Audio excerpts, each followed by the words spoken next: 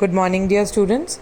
So, today we are going to study the next chapter in Mastering Grammar, that is subject and predicate. We know that a sentence is a group of words that makes complete sense. Example, Suhana is a good student. Now, in this sentence, Suhana is the girl who's been talked about. So, she is going to be the subject, and predicate will be is a good student. Suhana is the subject because the sentence is about Suhana. The word is a good student is the predicate because this part tells us something about the subject Suhana. So by the definition, the part of a sentence which tells us what the sentence is about is the subject. The part of a sentence which tells us something about the subject is the predicate. Okay? So you have to basically spot the subject and the predicate from the sentences. Fine, moving forward, there are a few examples. Birds fly. So we are talking about birds, and what are we telling about them? It is that they fly. The birds flew away. The two babies were feeling scared. As we can see, the subject and the predicate can be made up of one word as an example first, and two words as an example second, or more than two words as an example third. The order of the subject and the predicate. Usually subject comes before the predicate, but often for emphasis the predicate can come before the subject, like in this. In that jungle lived a lion. So we are talking about a lion, so a lion is the subject, but here just to put more emphasis we've put predicate in the front. Again, in imperative sentences, the subject is not mentioned, like go to sleep, get up from the bed.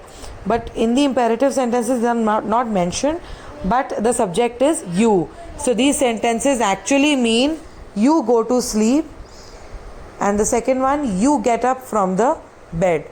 You is the subject, it is not stated but implied. तो लिखा नहीं होता है, but you have to understand that you is there. I mean, it is the subject in imperative sentences. Fine. So starting with the first question, identify the subject and the predicate in the given sentences. First, Fatima and Asin are good friends. Fatima and Asin are subjects and rest is the predicate.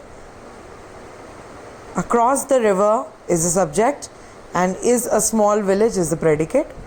Third, the children of the junior classes is the subject. Have a holiday tomorrow is the predicate.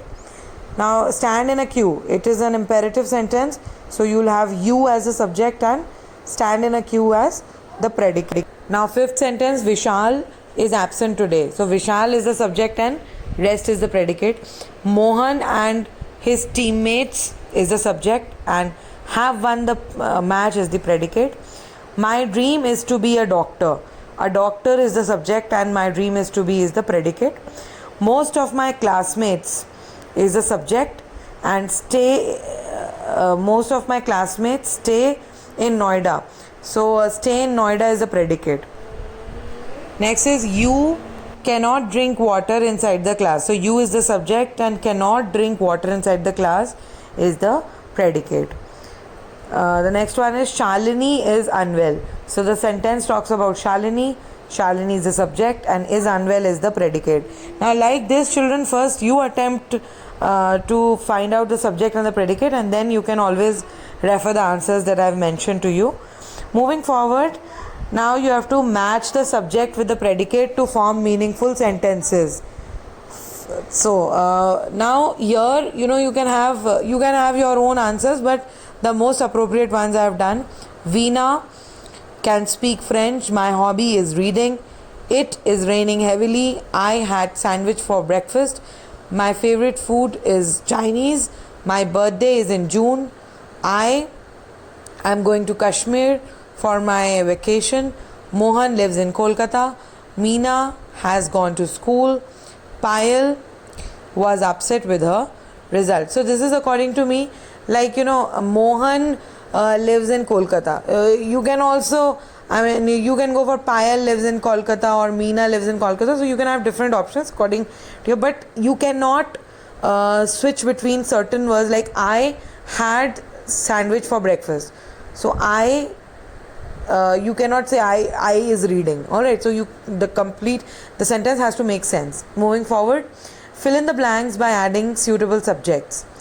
So in this, according to the predicate, you have to find out a subject.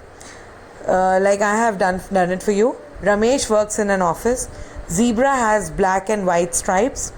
Stars shine in the sky. Now here the verb shine is singular, so you have to write stars. You cannot write star shine in the sky. It has to be stars shine in the sky. Now students are in school. Next is Venus is the planet closest to the earth. Baby is playing with its toys. Next is I will come tomorrow. Next, Shreya is very intelligent. Now in the ninth one, dash study in my school. So study is a singular verb. So if study is there in the predicate, you will have to use more than one names in the subject. So I have written Maya and Ritu study in my school. Next is, the last one is dash has large ears. So I have mentioned an elephant has large ears. So now children, although it might sound to you it is very easy, but to choose wisely the subjects and the predicate is very important when it comes to these exercises. Alright, now moving forward, fill in the blanks with a suitable predicate. Now you have to do the other thing. You have to find the predicates. Now my grandfather is very intelligent. Manish and Ravi study in my school. The baby is crawling. Some boys are playing football. The book has maps. Lata Mangeshkar is a legendary singer.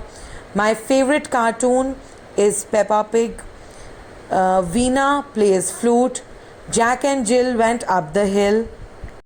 And the last one is the captain of the team. So I've written batted first.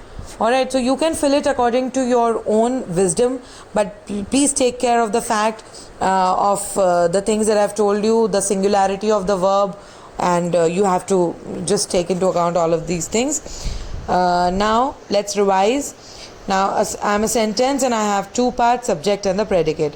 Alright children, in case you have any doubt you can ask me. Thank you.